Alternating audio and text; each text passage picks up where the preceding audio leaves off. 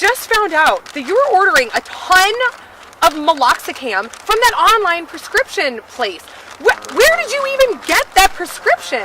Do you even know how much you're supposed to give? That can be very dangerous. What if you give too much? Well, Miss Smarty Pants, I went to an educational convention and they told me it was okay. So back off. Time out. A veterinarian does not need to accuse and abrasively address an issue with a client. She needs to calmly discuss this issue with the client and find out where she or he received the prescription. The vet also needs to find out what knowledge the farmer has about the medication and if he learned it from a credible source like another veterinarian. And obviously, this scene is showing how not to speak to a client. It's very unprofessional to curse, yell, or belittle your client. Client communication is an essential part of veterinary medicine and should be done respectfully. Often, clients will have made an opinion about what is best for their animals, but a veterinarian should be aware of these differences and assess the situation accordingly.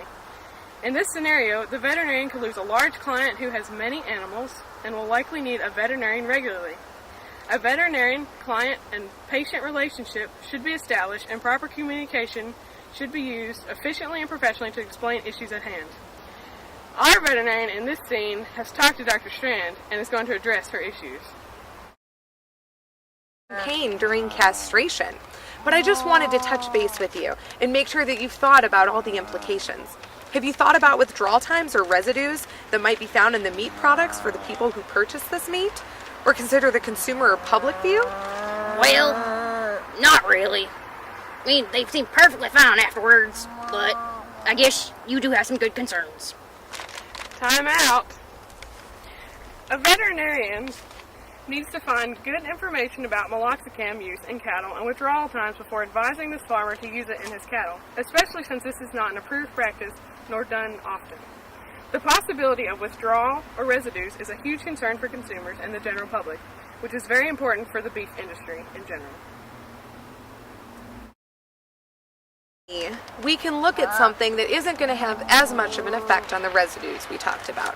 Have you considered alternative ways for pain management during castration? Well, not really. I know the public opinion affects how much I get paid, which is super important to me. I figured if I was using some sort of pain management after castration, it would help influence sales, so I am up for any options. Time out. Although not typically used, alternative ways for pain management for castrating of calves could be a local analgesic such as lidocaine. A downside to this practice would be that it is a short-acting pain management for calves. Well, I'm really glad we got this all worked out. I think we can move forward together and really get some options going for your cow.